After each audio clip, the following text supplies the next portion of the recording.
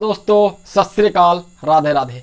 आप सबका आपके अपने परिवार वीएस स्कूल एकेडमी में एक बार फिर से स्वागत है। मेरे दोस्तों, हो गया आगाज लड़का, युग बदलने की तैयारी, जीत उसी की होगी जिसका संघर्ष है जारी। संघर्षों को जारी करते हुए आगे बढ़ते हैं। आज हम लोग एक अत्यंत शानदार सेशन को डिस्कस करने वाले हैं, जिसमें हम लोग राष्ट्रीय प्रतीक के विषय में चर्चा करेंगे। तो राष्ट्रीय प्रतीक के विषय में चर्चा करते हैं।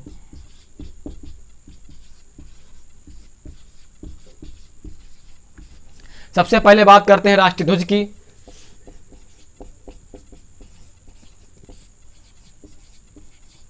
राष्ट्रीय ध्वज सभी को पता है क्या है? तिरंगा। राष्ट्रीय ध्वज क्या है? तिरंगा है। लिखिएगा, इसमें 3 समान चौड़ाई की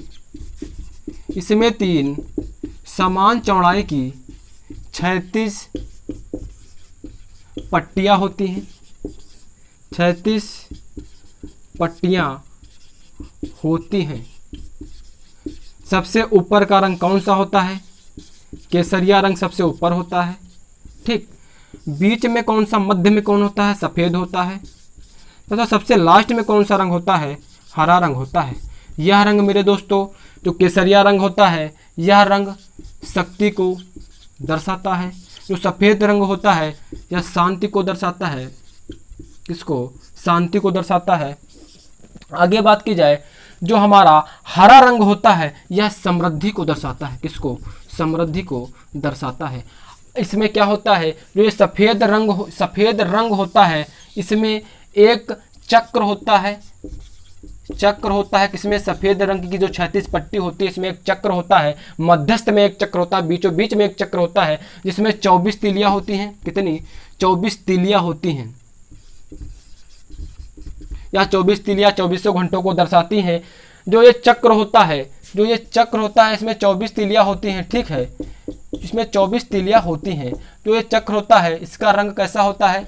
नीला रंग होता है। ठीक, कैसा रंग होता है? नीला रंग होता है। आपसे पूछेगा, जो ये राष्ट्रीय ध्वज होता है, इसकी लंबाई और चौड़ाई का अनुपात कितना होता है? लंबाई और चौड़ाई का अनुपात, तो लंबाई और चौड़ाई का अनुपात 3:2 होता है। ठीक, एक बार फिर से देखते हैं। राष्ट्रीय ध्वज तिरंगा होता है। इसमें 3 समान चौड़ाई की 36 पट्टियां होती हैं। सबसे ऊपर रंग केसरिया रंग आता है, बीच में सफ़ेद रंग आता है, तथा सबसे नीचे हरा रंग आता है। जो हमारा केसरिया रंग होता है, ये शक्ति को दर्शाता है। जो सफ़ेद रंग होता है, ये मेरे दोस्तों शांति को दर्शाता है। जो ये हरा रंग होता है, ये समृद्धि को दर्शाता है। जो सफ़ेद पट्टी होती है, इसमें एक क्या होता है? चक्र होता है। वो चक्र नीले रंग का होता है। इसमें 24 तीलियां होती हैं। वो 24 तीलियां 24 घंटे को दर्शाती हैं। आगे बात करते हैं भारत का राष्ट्रीय गान। भारत का राष्ट्रीय गान। भारत का राष्ट्रीय गान सभी को पता क्या है? जन गण मन। भारत का राष्ट्रीय गान रचना किसने की थी? रविंद्रनाथ टैगोर ने। क्या? गुरुदेव रविंद्रनाथ टैगोर ने। आपसे पूछेगा, बांग्लादेश की जो हमारा राष्ट्रीय गान है, उसकी रचना किसने की थी? उसकी रचना भी किसने की थी? बांग्लादेश के। किसकी? बांग्लादेश। जो राष्ट्रीय गान लिखा गया, किसके द्वारा लिखा गया? रविंद्रनाथ टैगोर के द्वारा लिखा गया। रविंद्रनाथ टैगोर के द्वारा भारत और बांग्लादेश का जो हमारा राष्ट्रीय गान है, वो लिखा गया। आगे बात करते हैं, मतलब राष्ट्रीय गान जनगण मन हो गया, रविंद्रनाथ टैगोर ने इसकी रचना की थी। मूल रूप से लिखेगा, मूल रूप से इस गीत में कितने? 5 पद हैं। मूल रूप से इस गीत में 5 पद हैं, लेकिन क्या होता है, इसमें राष्ट्रीय गान के रूप में प्रथम पद लिया गया है। जिसमें 13 पंक्तियां हैं। कितनी? 13 पंक्तियां हैं। इसमें मूल रूप से 5 पद होते हैं, लेकिन राष्ट्रीय गान के रूप में प्रथम पद लिया गया है, जिसमें 13 पंक्तियां हैं। इसको गाने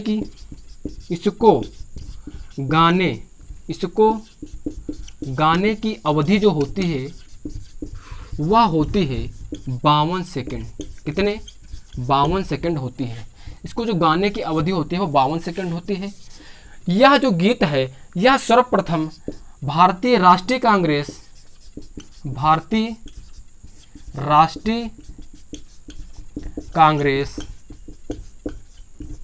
कलकत्ता, भारतीय राष्ट्रीय कांग्रेस कलकत्ता अधिवेशन 27 दिसंबर 1911 को गाया गया था।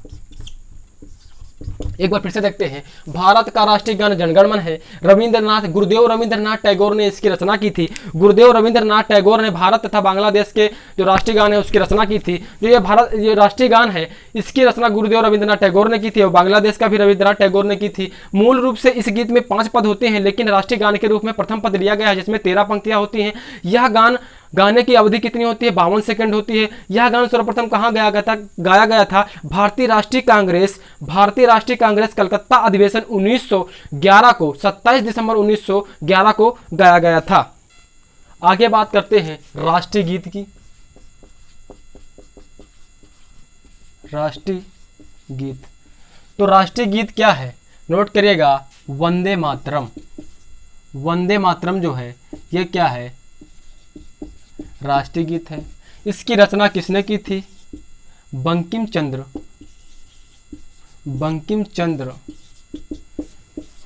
चटर्जी। बंकिम चंद्र चटर्जी ने राष्ट्रीय गीत की रचना की थी। यह कहाँ से लिया गया था? आनंद मठ से लिया गया था। कहाँ से? आनंद मठ से लिया गया। क्या राष्ट्रीय गीत को आनंद मठ से लिया गया? संपूर्ण लिखेगा, संपूर्ण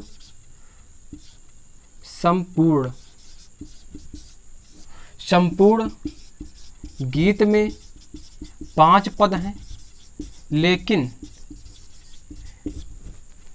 राष्ट्रीय गीत के रूप में प्रथम पद लिया गया। राष्ट्रीय गीत के रूप में प्रथम पद लिया गया है, ठीक है। इसको गाने की अवधि जो है वह है 1 मिनट 5 सेकंड। 1 minute 5 second. राष्ट्रीय गीत वंदे मातरम है। बंकिम चंद्र चटर्जी ने इसकी रचना की थी। यह जो है राष्ट्रीय गीत कहाँ से लिया गया? आनंद मठ से लिया गया था। संपूर्ण गीत में 5 पद है, लेकिन राष्ट्रीय गीत के रूप में प्रथम पद लिया गया था। इस गीत को गाने की जो अवधि होती है 1 मिनट 5 सेकंड होती है। आगे मेरे दोस्तों बात करते हैं भारत का राष्ट्रीय चिन्ह। भारत का राष्ट्रीय चिन्ह, ठीक। तो भारत का राष्ट्रीय चिन्ह कहाँ से लिया गया? यह जो है मेरे दोस्तों भारत का राष्ट्रीय चिन्ह, भारत का राष्ट्रीय चिन्ह सारनाथ के अशोक स्तंभ से लिया गया। अशोक स्तंभ से लिया गया। इसमें इसके शीर्ष पर लिखिएगा, इसके शीर्ष पर 4 सिंह हैं जो एक दूसरे के विपरीत हैं। इसके नीचे जो इसका नीचा भाग होता है, एक ऐसे स्तंभ हो गया, ठीक है। ये हमारे अशोक स्तंभ हो गए, ऐसे एक दूसरे के विपरीत दिशा में होते हैं, ऐसे ऐसे कुछ बनके हो। जो इसका ये निचला हिस्सा होता है, इसमें क्या होता है? इसके नीचे चित्रावली में एक हाथी होता है। एक हाथी का चिन्ह होता है। क्या होता है? हाथी होता है। चित्रावली में क्या होता है? एक हाथी होता है। जो ये सिंह होते हैं, ये जो 4 सिंह होते हैं, एक हाथी होता है, इसको एक ही पत्थर के द्वारा काट कर बनाया जाता है। इसको एक ही पत्थर के द्वारा काट कर बनाया जाता है। ठीक है, इसको एक ही पत्थर के द्वारा काट कर बनाया जाता है। इसमें एक चीज लिखी होती है, लिखेगा इसमें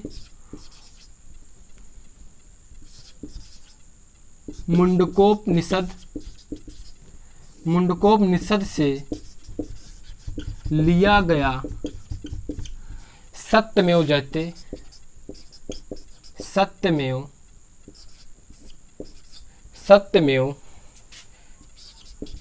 जयते। इसमें मुंडकोपनिषद से लिया गया सत्यमेव जयते, इसके